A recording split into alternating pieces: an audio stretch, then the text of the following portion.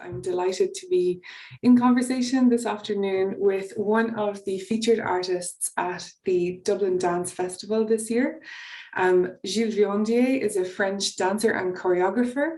A full biographical note is available at his website if you want to find out more about his different performances and experiences, but he is going to be performing his piece, Street Pantone, at the Dublin Dance Festival, Dublin 2022, on the 28th and 29th of May. This will be at Christ Church Cathedral. There's two performances each day, one at 12:30, one at 4:30, and it's free and booking is not required, so you can just stroll up and enjoy that performance. So Gilles, I'm really delighted to be here with you this afternoon. Thanks for taking the time to have a conversation about the work and maybe give people a bit of an insight into you and your performance before they have the chance to see it on the 28th and the 29th. I'm very glad to be there also. Great.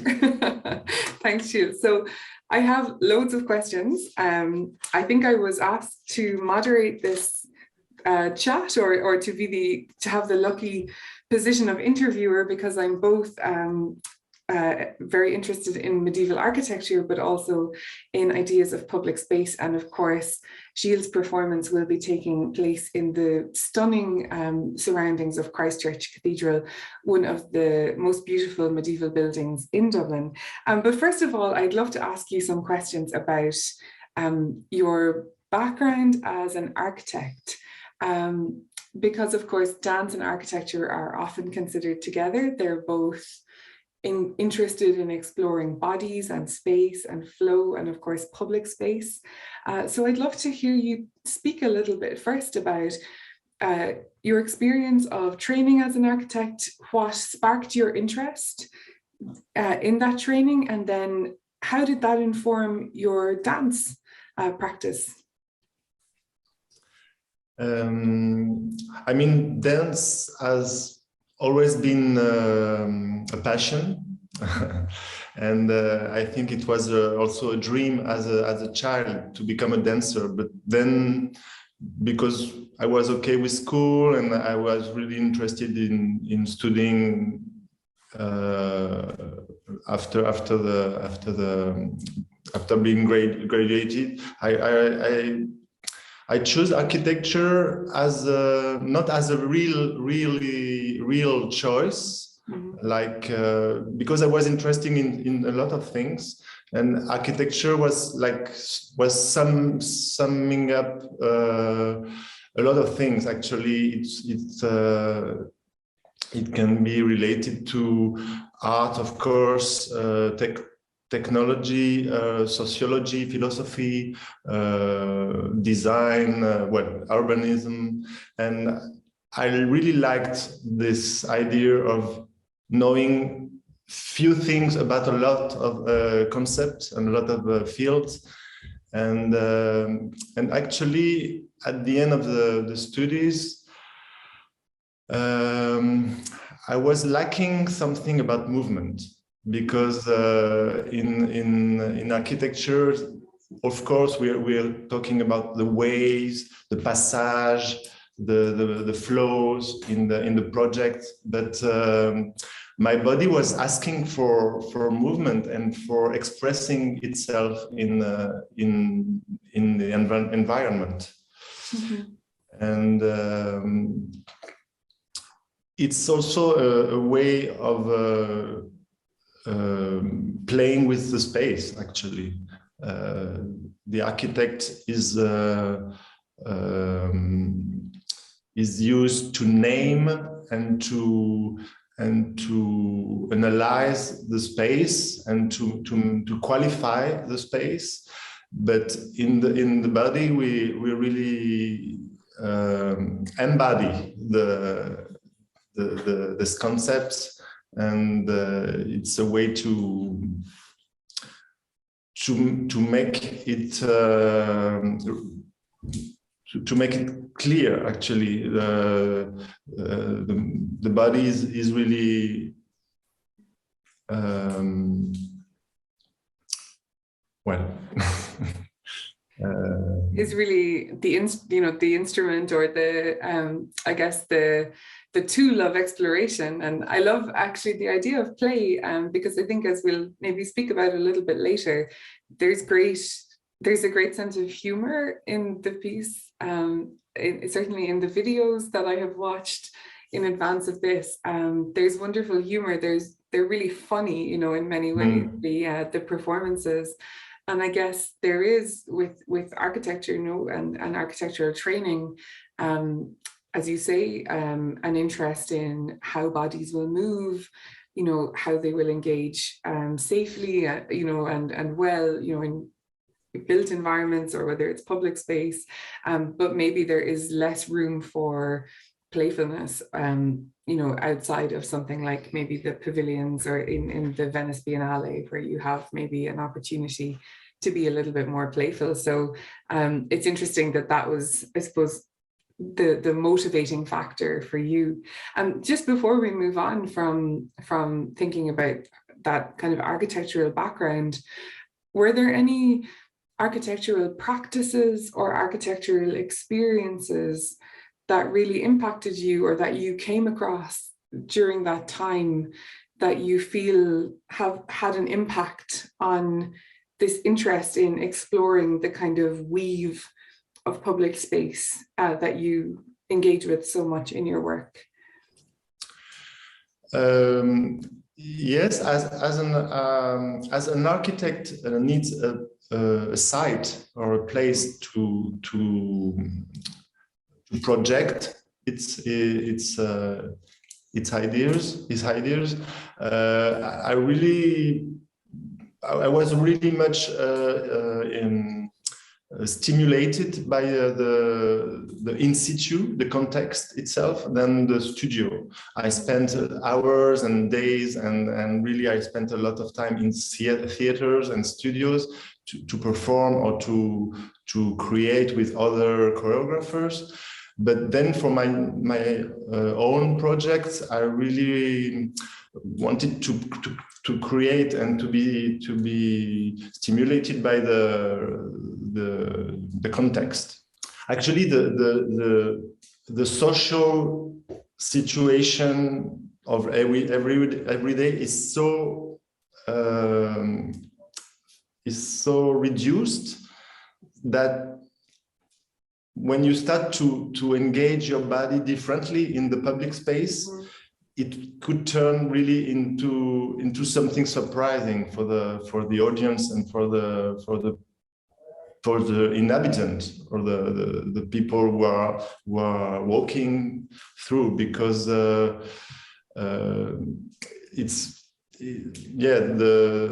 the range of actions is very limited in the public space, and more nowadays with this survey, urban survey and everything. But that's why also I think it's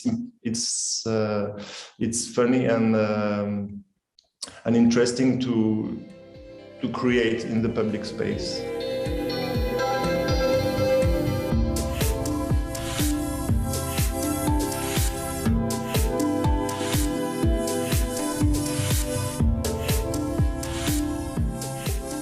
The idea that your research that you carry out is so focused on being in the public and kind of understanding those rhythms, those everyday choreographies, which, as you say, are quite narrow. They don't give people lots of opportunities to do very different things with their bodies. We walk, we have certain distance between each other, as we walk around. We have certain rhythms and patterns, and if somebody disrupts those, it becomes quite evident, quite quickly. If someone bangs into you or comes too close, or if there's some kind of altercation, these are kind of ruptures in that kind of everyday kind of choreography that people learn when they engage with the city, or with any kind of public space. And I'd love to know more about what that process of research is like for you. So do you walk around? Do you sit? and watch? Do you find particular places are helpful to kind of understand what's happening in a place? You know, do you kind of think, okay, I'm going to look at a bus stop and maybe I'll look at, you know, a park, or do you just kind of walk around and allow the kind of rhythm of a particular place to reveal itself to you? Actually, it would be maybe a little bit interesting to make a bit of the history of this Street Pantone project, because okay, I was an interpret for companies for years, and then suddenly I had this idea of, okay, I studied architecture, I know architecture is in my dance, I know I'm very, I'm interact every time with space, and space is very important in my improvisation. So I decided to make something out of it, of that fact, and I decided to put a little a grain in the earth with this project, and see what will happen in this cross between performance and architecture. And so it took a lot of different forms, like to be very brief, for example, in Romania, there was a street that became pedestrian. So we were researching how this street would change the use of this street with inhabitants and everything. So it was how the body will recover and will act differently in this street. Then there were another project about investigating an industrial site and see with the landscape architecture how we could transform that space. Well, and then once I discovered this fabric, it was really like on my way somehow. And then for me, it's a pretext. This long fabric is a pretext.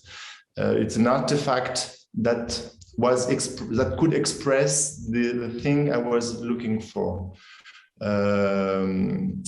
because it's really compact and it can really be contained in a suitcase. So it becomes a point.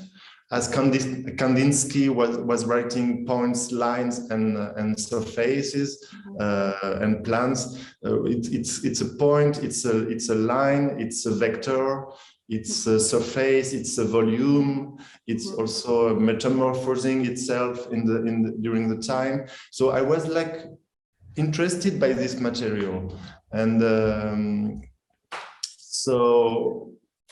then what I discovered when I started to make experiences in cities, first in Prague, I discovered that I was also alone, so it was not as easy as I could imagine. But if I started to ask someone to help me, for example, to make a big carpet, I really like this interaction with the public, because for me, sometimes the dance audience is a bit passive. Sometimes it's nice to be just looking at a show, but sometimes I think people desire or long for moving or for being more participating. So I really like this idea of asking help to be able to reach a point, to hang my fabric there, or to ask someone to help me to carry it, or so that was the first idea of also sharing this experience. So you said that you really love sharing that experience rather than performing with an audience who have their own choreography in terms of how they are going to respond and when to stand and when to sit and when to clap, etc. So really you are very often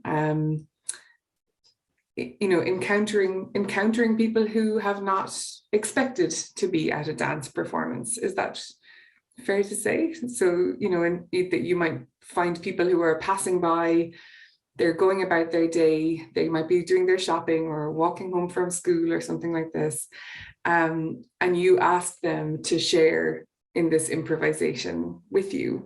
How do people react? Do they usually say yes? Do some people, get a fright and say, no, I'm not available for this today? What are the different reactions that you have encountered from people? Yeah, I said I was sharing because, or I was asking help because at the beginning it was really anonymous. I was really anonymous in the city. So, and I could take time, and people were passing once, they were seeing me doing one thing, and when they came back, I was doing something else, or the situation was changed. But now it became a performance, and it's not so much improvised as you said. But I will come back to this. So of course, when it's a performance, you have to think about the rhythm and about the dramaturgy. So it's still a share, it's still sharing, but it's when people are coming to the performance, they are more into participating. Well, they are less shy. But I kept this by wrapping the public, or asking them to help me to carry it to one point to the other, or even or to make wave with me, with the fabric. So there is different kind of interactions, but I try, because now it's becoming a performance. I try to make a little dramaturgy in connection to the building or to the space, because every location has its identity. So I try to make links with the identity of the space, and so the dance could be improvised, but in this frame of a little dramaturgy. Okay, and I guess that makes sense that, I think some of the earlier video footage that you can see, which is really interesting to watch, maybe people who were less aware that they were at a performance, and suddenly, have to make a decision in the moment, am I going to get involved with this person with their wonderful fabric, or, is this a good thing to do or not? But still, I think the members of audiences, I think are used to, sitting back and maybe not being so involved. So it still, I think, offers audiences something quite different in terms of their own capacity to kind of be moving, as you said, with the performance. Also, excuse me, yes. Also, when as an audience, when I'm asked to step on the stage, and if I don't really know what will happen to me, I really dislike this situation. So I try not to make the people in this situation. Okay. So it's really I like the word invitation. Okay. So when I show my fabric to the people, I try to invite them to this situation. So if I wrap them, I ask them if they prefer a Roman toge, or Indian sari, or classical drapes.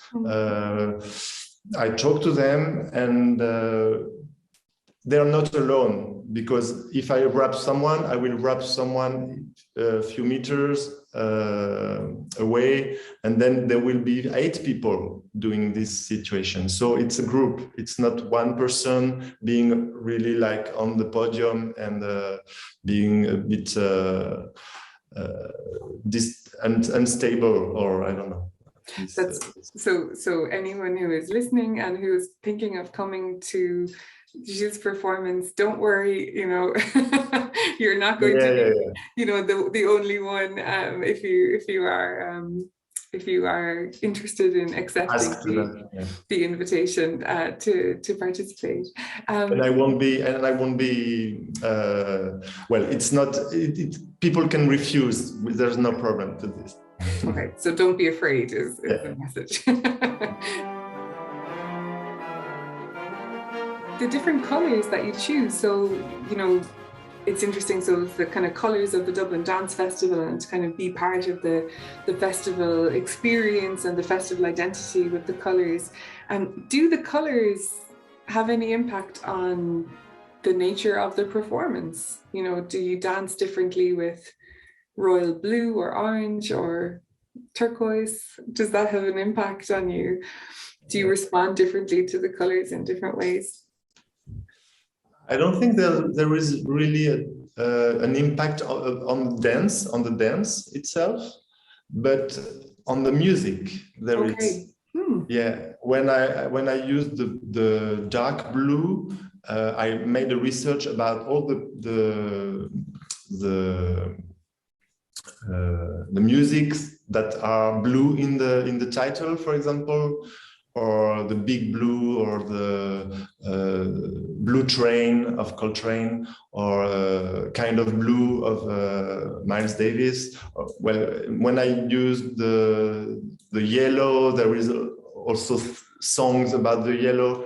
And for example, the turquoise, I started a video with the Rhapsody in Blue from Gershwin. And I think I will maybe use a little of this music also. It's not sure enough. It's not sure yet, but I think there will be a little reference to this music, because it's on the history of this turquoise color. So it's not really about changing the dance, because I think I have my dance now with after all these years of I think I have my kind of moving, but it's more about the dramaturgy. And also, for example, I have an orange color, and this orange is really calling me, it's calling for the south. And all this flamenco idea of this, really the temperature is high, and because I lived in Andalusia some years, so for me orange was really with flamenco, and I use a lot of flamenco when I use the orange. So we have probably a very different climate in Dublin, and you know, not so much a flamenco climate. You know, in many ways, it could be really sunny, or it could be raining, or it could be windy. We never know. We just have to, you know, work with the situation as we find it. So yeah, that actually brings me to think about place a little bit more. And you mentioned Beckett, of course, who you know has you know, strong associations with Dublin, and would have worked just down the road in Trinity College Dublin, for example. So is it your first time coming to Dublin, or have you been to Dublin before? I came to visit Ireland in 1995. Okay. So it's quite a long time, and it was more with a friend, with a Celtic friend from Brittany, who was really was in love with the island. So we make a big tour, and we finished in Dublin. So I had an idea, and then I came back to perform. It was not in Dublin itself; it was in the south southeast, but I don't remember exactly. So, well, I visited Trinity College, but I haven't really overview of Dublin. Okay. I'm really interested to come back and to walk more in the city after the festival, because I can't say I really know Dublin. So. Okay, and is Beckett? I mean, he's as associated with France as he is with Ireland, I think.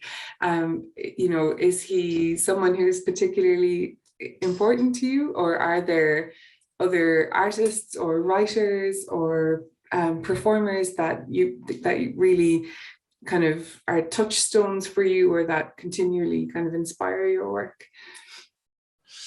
Well, first of all, I've always been interested in literature, and I know Dublin is a really big source of writers. We might not have the sunshine and flamenco, but we have lots of writers, yes, loads of them. And even if sadly, I haven't read Ulysse yet, because it's a big thing, and but I know it's very important for literature, world literature.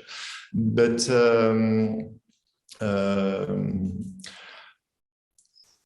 yes, sorry, I missed I'm just wondering, you mentioned that Beckett was an important, yes, you know, that yes. his kind of humor, his dark or dry, or, you know, this kind of particular Beckettian humor was something that kind of you connected with, and I just wondered whether you'd like to speak about that a little bit. Yes, for me it's really important, Beckett, in my artistic move, because of this emptiness also.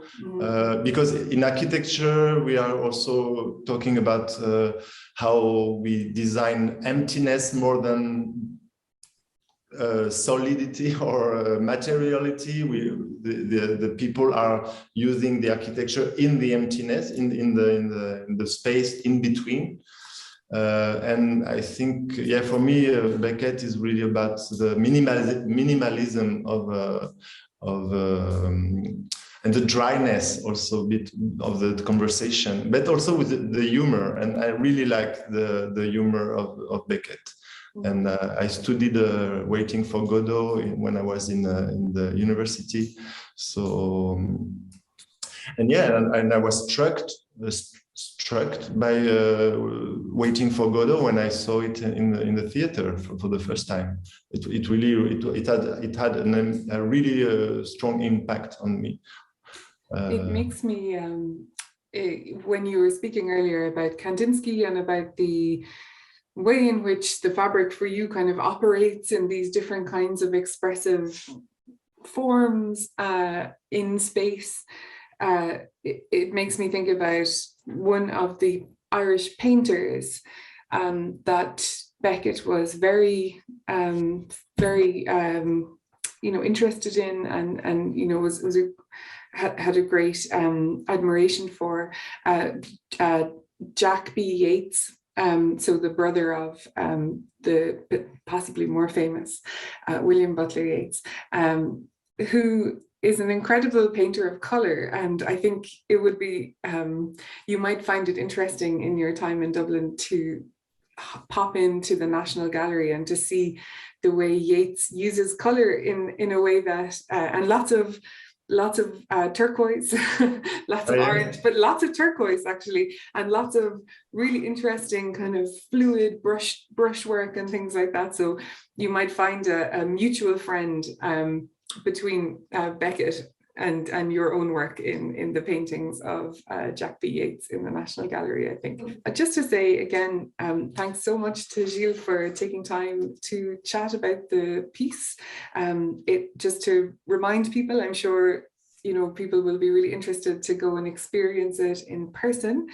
Street Pantone is part of the Dublin Dance Festival 2022 on the 28th and 29th of May. It will be outside Christ Church Cathedral at 12:30 and 4:30 on both days. So 12:30 and 4:30 on both the 28th and 29th of May. And it's free, completely free, and booking is not required, and you will not be made a solo member of the audience. You will be invited, and you will be very safe in any audience participation. So I'm really looking forward to it, and thanks so much, Gilles. I'm looking forward to welcoming you back to Dublin. Thank you very much. Great. It was an honor. Great.